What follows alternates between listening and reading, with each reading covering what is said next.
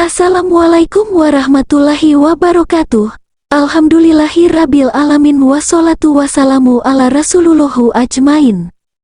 Sebelum memulai kajian pada hari ini, marilah kita panjatkan puji syukur kepada Allah Subhanahu wa Ta'ala yang telah melimpahkan rahmat serta hidayahnya sehingga kita dapat berjumpa dalam keadaan sehat walafiat seperti saat ini.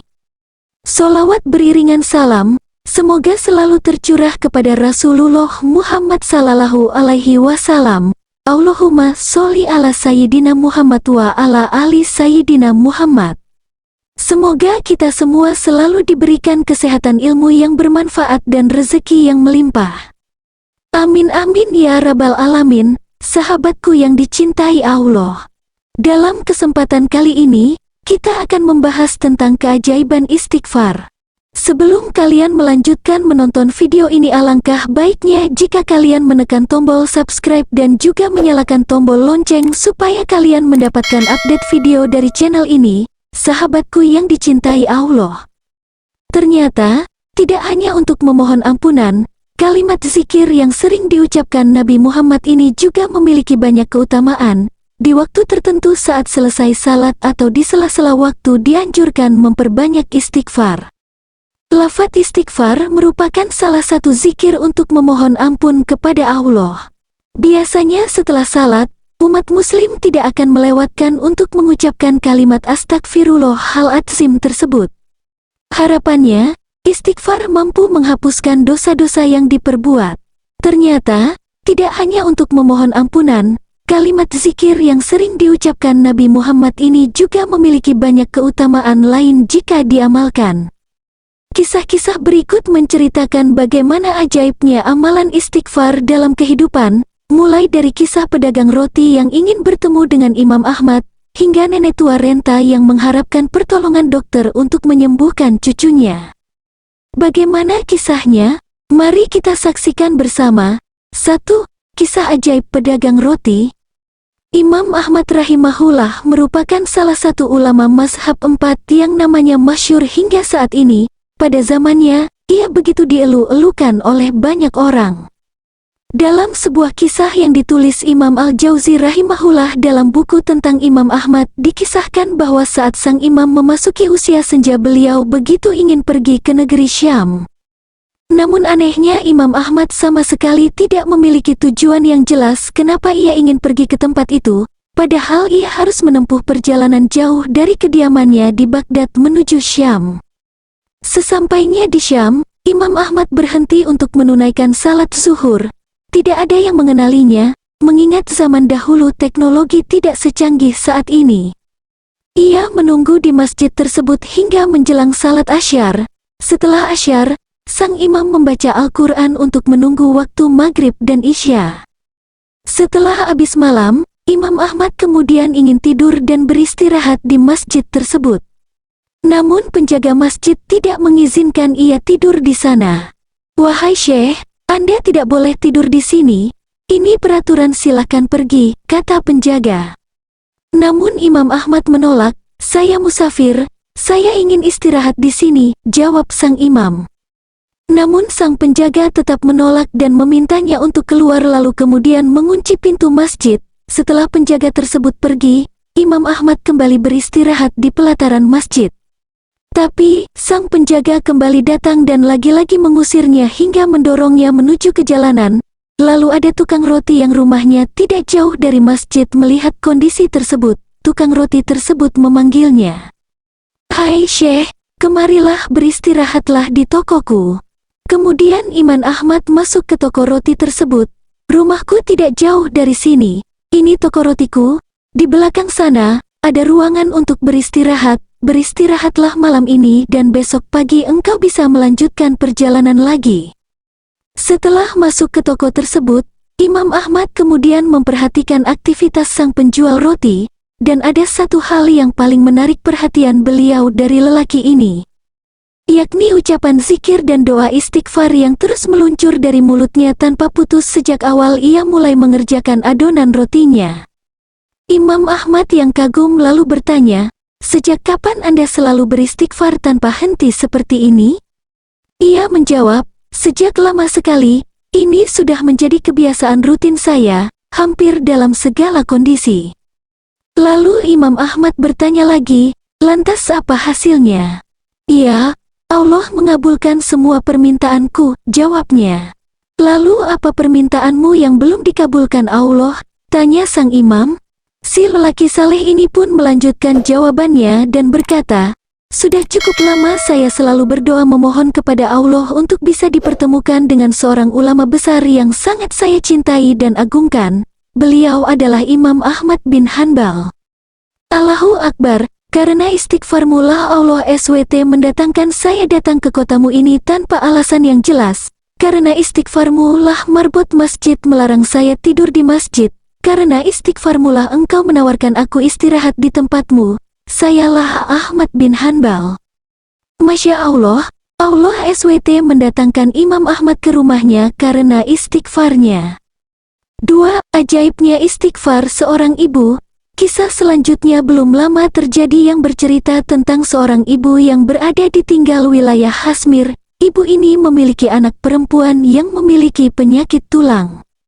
Si ibu selalu berdoa kepada Allah SWT sambil beristighfar, pasalnya dia sudah membawa anaknya ke dokter di sekitar wilayahnya namun tidak mendapatkan hasil. Mereka hanya bilang bahwa hanya ada satu dokter yang mampu menangani penyakit ini. Dokter tersebut seorang muslim ahli spesialis tulang, namun sayangnya ia tinggal sangat jauh yakni di India. Sang ibu mengetahui jika dirinya tidak memiliki kemampuan untuk pergi ke India membeli tiket pesawat, makan selama di sana dan biaya berobatnya, maka ibu ini hanya memperbanyak doa dan istighfar. Ringkas cerita, dokter yang menjadi target keluar dari India untuk mengisi sebuah acara dan melewati wilayah Kashmir. Ternyata waktu yang dibutuhkan untuk sampai sekitar 4 jam, sehingga sang dokter memilih untuk menyewa mobil karena waktu untuk seminar sekitar 6 jam lagi. Akhirnya ia meninggalkan bandara untuk menuju lokasi seminar. Namun sayang, baru sebentar meninggalkan bandar hujan semakin lebat sehingga supir tidak bisa melanjutkan perjalanan, karena jika dipaksakan maka mereka akan menghadapi badai. Akhirnya dokter menyetujui untuk beristirahat dengan mendatangi rumah penduduk setempat. Rumah tersebut tampak tua yang terbuat dari kayu yang reot. Lalu dokternya mengetuk pintu, mengucapkan salam dan meminta bantuan agar sang pemilik rumah memberikan tumpangan. Lalu sang dokter masuk dan si ibu mengambilkan minuman. Ketika sang dokter berada di ruang tamu, anak si ibu ini menangis kesakitan di kamar. Lalu dokter bertanya, "Kenapa anak ibu menangis?" Tanya dokter. "Sakit tulang," jawab sang ibu. "Kenapa tidak dibawa ke dokter?" "Sudah, tapi kata dokter mereka tidak bisa menyembuhkan. Yang bisa menyembuhkan hanya dokter yang bernama si Fulan." Dokternya lalu berkata, "Segala puji bagi Allah yang mendatangkan saya ke rumah ibu. Saya ini dokter yang ibu maksud. Allah datangkan ke rumahnya justru hanya dengan istighfar, tanpa biaya dan gratis. Masya Allah." 3. Berkah merutinkan istighfar selamat dari fitnah. Kisah selanjutnya datang dari dokter spesialis jantung yang bernama Dr. Khalid Jubai. Ia mengalami keajaiban istighfar dalam hidupnya. Pada suatu ketika, Dr. Khalid Jubai mendapat fitnah dari rekan sekantornya. Jika fitnah tersebut berhasil dibuktikan, maka sang dokter ternacam dipensiunkan dini dari rumah sakit. Hal ini membuatnya gusar hingga begitu tersiksa batin. Meski demikian, ia berjuang untuk memulihkan nama baik. Tapi upayanya tidak cukup untuk bisa melawan rekan sekantornya yang menebar fitnah. Kondisi ini sempat membuatnya putus asa hingga beberapa saat. Namun keajaiban mulai terjadi ketika ia mendatangi masjid.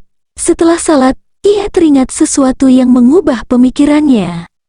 "Selama ini semua orang yang sakit datang kepadaku dengan harapan besar agar aku mengobati mereka. Tapi mengapa sekarang aku sendiri justru tidak mampu?" pikir beliau. Selanjutnya tiba-tiba beliau teringat keutamaan istighfar, dan merasakan adanya dorongan yang sangat kuat untuk melakukannya. Maka sepanjang perjalanan pulang beliau pun mulai mengulang-ulang bacaan istighfar ini. Lalu sang dokter masuk dan si ibu mengambilkan minuman. Ketika sang dokter berada di ruang tamu, anak si ibu ini menangis kesakitan di kamar. Lalu dokter bertanya, "Kenapa anak ibu menangis?" Tanya dokter. "Sakit tulang," jawab sang ibu. "Kenapa tidak dibawa ke dokter?" "Sudah, tapi kata dokter mereka tidak bisa menyembuhkan. Yang bisa menyembuhkan hanya dokter yang bernama si Fulan." Dokternya lalu berkata, "Segala puji bagi Allah yang mendatangkan saya ke rumah ibu. Saya ini dokter yang ibu maksud. Allah datangkan ke rumahnya justru hanya dengan istighfar, tanpa biaya dan gratis. Masya Allah." 3. Berkah merutinkan istighfar selamat dari fitnah. Kisah selanjutnya datang dari dokter spesialis jantung yang bernama Dr. Khalid Jubai. Ia mengalami keajaiban istighfar dalam hidupnya. Pada suatu ketika, Dr. Khalid Jubai mendapat fitnah dari rekan sekantornya. Jika fitnah tersebut berhasil dibuktikan, maka sang dokter terancam dipensiunkan dini dari rumah sakit. Hal ini membuatnya gusar hingga begitu tersiksa batin. Meski demikian, ia berjuang untuk memulihkan nama baik, tapi upayanya tidak cukup untuk bisa melawan rekan sekantornya yang menebar fitnah. Kondisi ini sempat membuatnya putus asa hingga beberapa saat. Namun keajaiban mulai terjadi ketika ia mendatangi masjid. Setelah salat, ia teringat sesuatu yang mengubah pemikirannya. "Selama ini semua orang yang sakit datang kepadaku dengan harapan besar agar aku mengobati mereka. Tapi mengapa sekarang aku sendiri justru tidak mampu?" pikir beliau. Selanjutnya tiba-tiba beliau teringat keutamaan istighfar, dan merasakan adanya dorongan yang sangat kuat untuk melakukannya. Maka sepanjang perjalanan pulang beliau pun mulai mengulang-ulang bacaan istighfar ini. "Astagfirullahalladzi la ilaha illa huwal hayyul qayyum. Wa atubu ilaih." Aku beristighfar memohon ampun kepada Allah, yang tiada Tuhan yang berhak diibadahi selain Dia, yang maha hidup, yang maha mengurus, dan aku bertobat kepadanya. Hari Al-Hakim dari Ibnu Mas'ud dan At-Tirmidzi dari Bilal bin Yasar bin Zaid. Sesampainya di rumah, ada perasaan lega yang begitu dahsyat. Ia mengalami semacam pengalaman spiritual yang merasuk ke dalam hati beliau. Sehingga beliau pun tak henti membaca lafaz istighfar tersebut, setiap saat dan dalam segala kondisi. Singkat cerita, hingga pada suatu waktu, semua tuduhan yang menjadi rumor buruk terhadapnya ternyata tidak terbukti. Tentu saja beliau terkejut sekaligus bersyukur mengetahui kabar ini. Dengan begitu beliau menjadi bebas dari sanksi pemberhentian kerja dan namanya pun menjadi bersih kembali. Tak cukup sampai di situ, akibat fitnah yang dialamatkan kepada beliau tidaklah terbukti. 5 koleganya yang melaporkan beliau itu pun turut menerima konsekuensi atas tuduhan yang tidak berdasar tersebut. Di antara mereka ada yang dimutasi dari tempat dan posisi kerjanya semula, ada yang justru dipensiun dinikan, ada yang mengakui perbuatannya dan meminta maaf kepada beliau dan instansi terkait. Maka dari itu hendaklah kita selalu ingat sabda Nabi SAW, "Jikalau bersama istighfar ada kemudahan dari permasalahan yang mendera kita, dan amalan pembuka pintu rezeki yang mujarab dari Al-Quran dan hadis." Semoga kita dapat mengambil pelajaran. Assalamualaikum warahmatullahi wabarakatuh.